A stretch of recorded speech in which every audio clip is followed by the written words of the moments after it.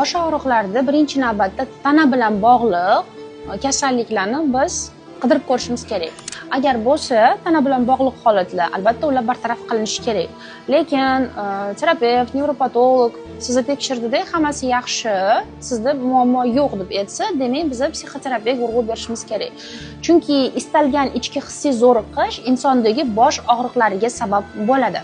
Har safar menda shaxsan o'zimda mana shu ikkita peshona sohamda og'riq boshlanganda men analiz qilaman, qanaqa o'tdi kunim, qanaqa zo'riqishlar bo'ldi menda, qanaqa asabiyliklar bo'ldi, tahlil qilaman, psixoterapevtik yechim qilaman, mendagi bosh og'riqlar o'tib ketadi. Nimaga? Chunki hayotimizdagi elementar bosh og'riqlariga biz qanaqadir tana bilan bog'liq holat deb qaraymizda, lekin nimadandir siqilganimiz, ezilganimiz, asabiylashganimiz, ichki kechinmalarimiz og'riqli, bu narsalarga ahamiyat bermaymiz, urg'u bermaymiz va muammo aslida ko'p vaziyatlarda shunda bo'ladi.